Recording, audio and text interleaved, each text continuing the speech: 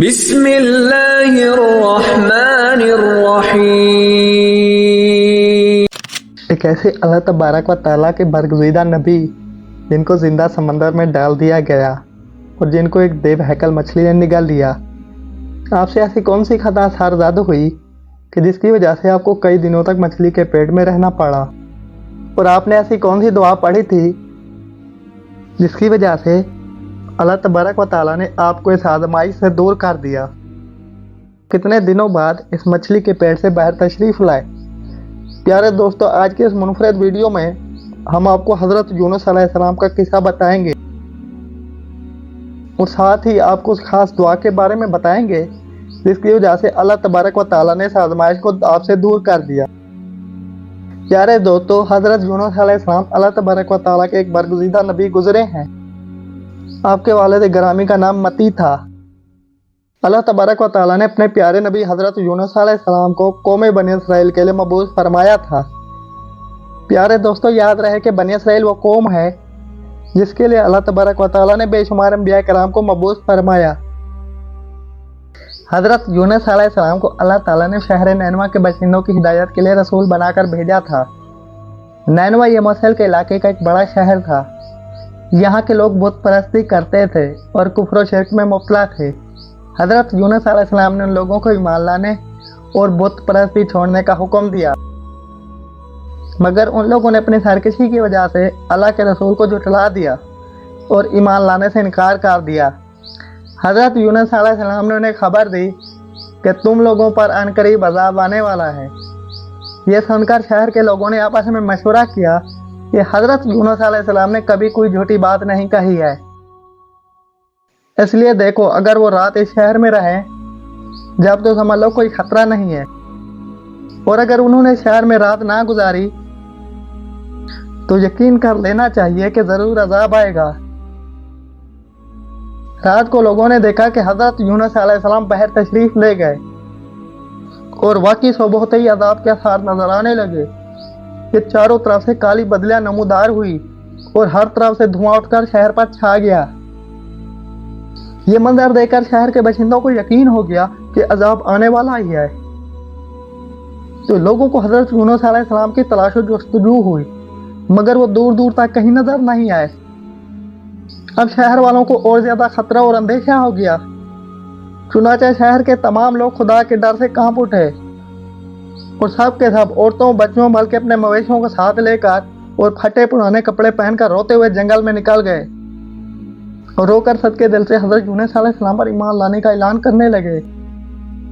شوہر بیوی سے اور مائیں بچوں سے الگ ہو کر سب استغفار میں مشغول ہو گئے اور دربار باری میں گڑ گڑا کر گریہ گزاری شروع کر دی۔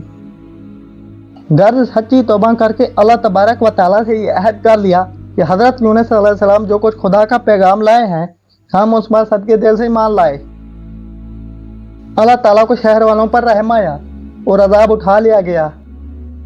بہرحال عذاب ٹال جانے کے بعد جب حضرت یونس علیہ السلام شہر کے قریب آئے تو آپ نے شہر میں عذاب کا کوئی اثر نہیں دیکھا۔ لوگوں نے عرض کیا کہ آپ اپنی قوم میں تشریف لے جائیں، تو آپ نے فرمایا کس طرح میں اپنی قوم میں جا سکتا ہوں؟ میں تو ان لوگوں کو عذاب کی خبر دے کر شہر سے نکل گیا تھا مگر عذاب نہیں آیا۔ آپ یہ فرما کر غصے میں بھر کر شہر سے پلٹ آئے اور دریائے فرات کے کنارے پہنچ گئے اور وہاں پر مسافروں سے بھری کشتی روانہ ہونے کے لیے تیار کھڑی تھی۔ چنانچہ حضرت یونس علیہ السلام بھی اس کشتی کے اندر سوار ہو گئے۔ کشتی ابھی کچھ ہی دور گئی تھی کہ وہ ہچکولے کھانے لگی اور ان خوفناک طوفانی ہواؤں کے اندر وہ کشتی ڈگمگانے لگی۔ چنانچہ ان طوفانی ہواؤں کی وجہ سے کشتی ڈوبنے کا خطرہ پیدا ہو گیا۔ ان ملاحوں نے اپنے عقیدے کے مطابق کہا، معلوم ہوتا ہے کہ اس کشتی میں اپنے آقا کا بھاگا ہوا غلام سوار ہو رہا ہے، جب تک اس غلام کو اس کشتی سے نکالا نہ جائے گا تب تک یہ مصیبت دور نہ ہوگی۔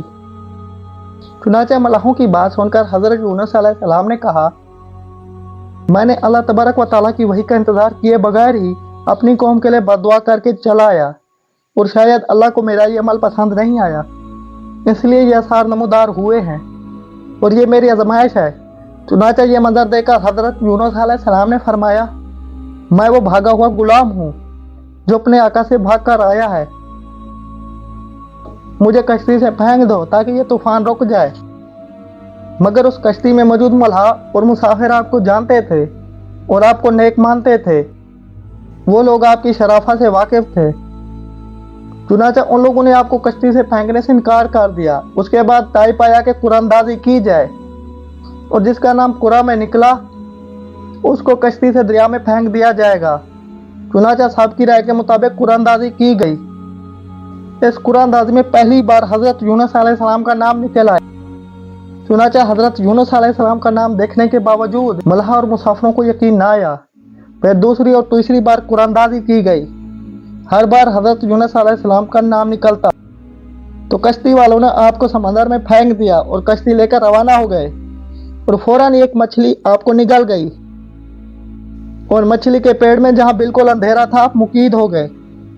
मगर उसी हालत में आयत करीमा ला इलाहा इल्ला अंता सुब्हानका इन्नी कुन्तु मिनज़ ज़ालिमीन वजीफा पढ़ना शुरू कर दिया तो अल्लाह ताला ने आपको इस अंधेरी कोठड़ी से निजात दी और मछली ने किनारे पर आकर आपको उगल दिया।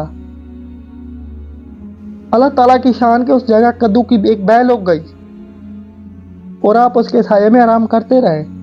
फिर जब आप में कुछ तवानाई आ गई तो आप अपनी कौम में तशरीफ लाए और सब लोग इंतहाई मोहब्बत और एहतराम के साथ पेश आकर आप पर ईमान लाए।